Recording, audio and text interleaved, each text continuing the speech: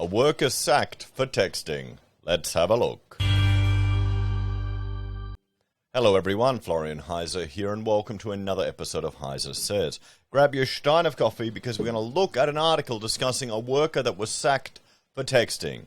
Now, thinking back to when I first got a real job, all through high school I worked at Woolies as a checkout operator, and it was not a bad job actually. It was quite a good job in the Surfers Paradise Woolies down there, and it's still there. And you meet a lot of interesting characters working in a shop like that. And I can't say I really enjoyed it. Thinking back, I had some fond memories. It was a boring job, beep, beep, checking out things, but still a great job for high school.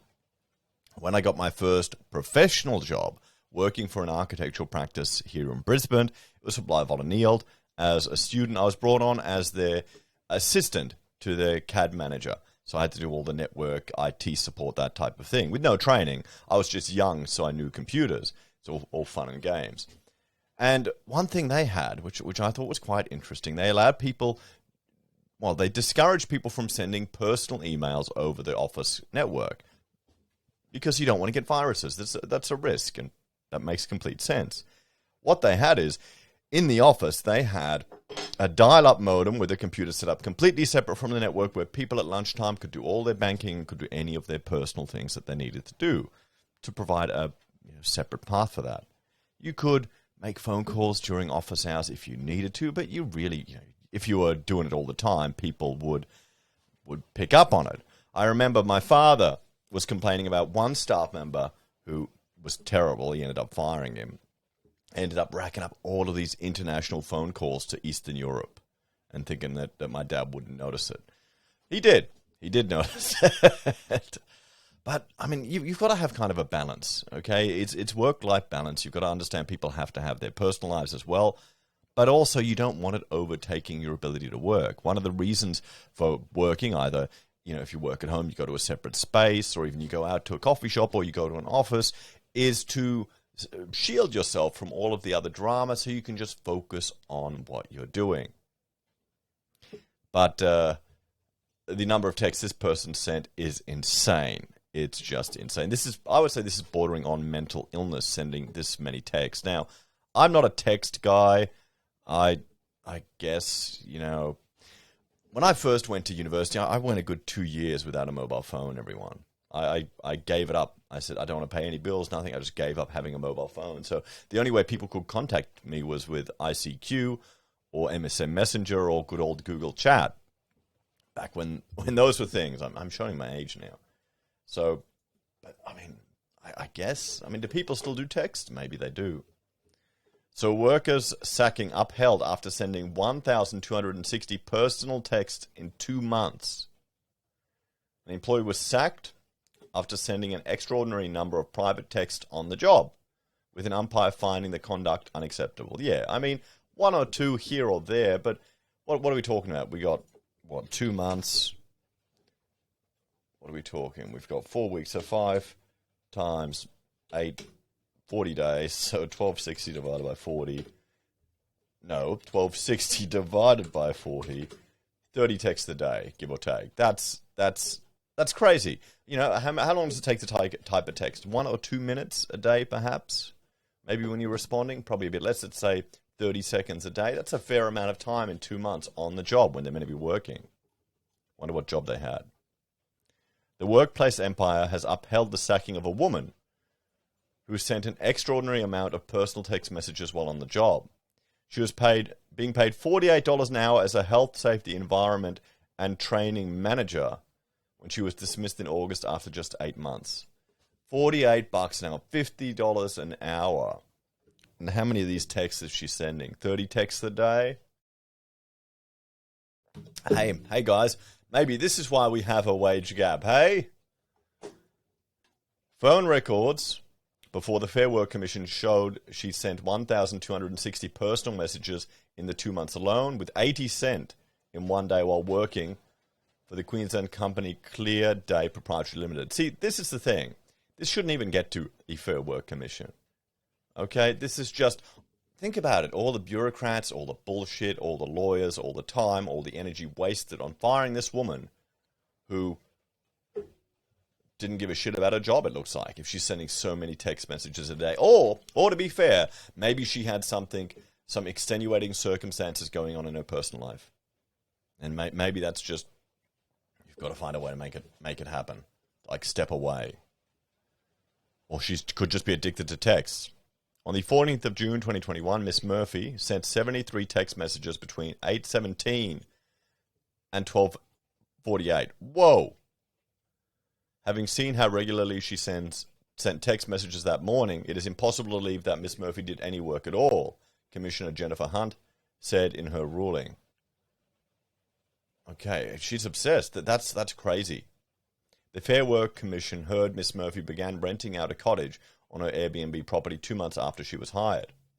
A digital platform then contacted her to see if she would allow caravanners to park on her property, and she agreed, starting a private farm-stay business. Oh, you're kidding. So she turned a side hustle, and it probably just snowballed or became oh no, this sounds like a mess. The Shirley, Clydesdale and farm-stay quickly took off, and she hired people to manage it on her behalf. But she was soon finding numerous calls during work time about her business, prompting her boss to issue a verbal warning to her in July. Boss Paula Barlow told her to put her phone away while at work. Miss Murphy acknowledged via email her phone was feral with calls, but told her boss she'd put plans in place to ensure it wouldn't happen again. Doesn't matter. I mean, what do you want to do? Do you want to have a job, or do you want to manage your Airbnb business? However, Miss Barlow told the Fair Work Commission the behaviour restarted a week later, prompting her to sack Miss Murphy. Miss Murphy argued before the Fair Work Commission her dismissal was unreasonable and denied spending a lot of time on work on her personal business during work hours. You should turn it off. If someone really needs to get in touch with you, they can call the office. Or am I is that me evolving into a boomer mode here, everyone? Let me know. I mean, we had a rule in the office where only one earphone, or really two if people needed it to listen to something, but everyone had to answer the phone. I didn't want more than 1 or 2 rings.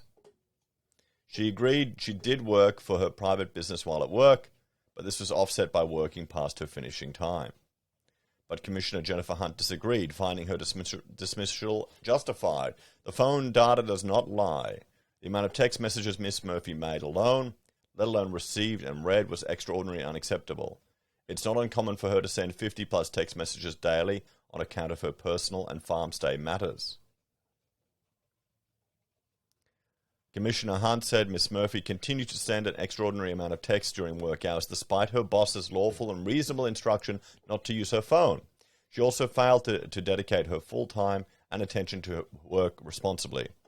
Commissioner Hunt was satisfied Miss Murphy was told of the reasons for her dismissal, but noted she was not given a chance to respond to the reasons why. She rejected Miss Murphy's evidence that she considered the conversation with her boss, in which her boss delivered a verbal warning, was just the talk. The commissioner said there was no doubt Miss Murphy should have received a written warning, so there was clear evidence between the parties, and Miss Murphy knew exactly that the matter she'd addressed. Okay, let's have a talk about this. I mean, this is insane. You gotta either run a business or you gotta work a job. Okay, that's fine. What this is showing us here is just the amount of BS and paperwork you have to do with the Fair Work Commission. We're not in a free market here in Australia, guys. You've got a commission managing the relationships between employers and employees. Okay? So you can fire someone who's a pain in the ass, who's shit at their job, who deserves to lose their job and needs to be taught a lesson, and they can twaddle off to the commission and cause all sorts of problems and issues for you.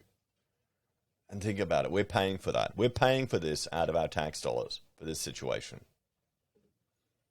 And people wonder why wages aren't going up in Australia. Wonder why firms are doing everything they can to reduce the amount of workers they need, to automate everything they can, and to offshore.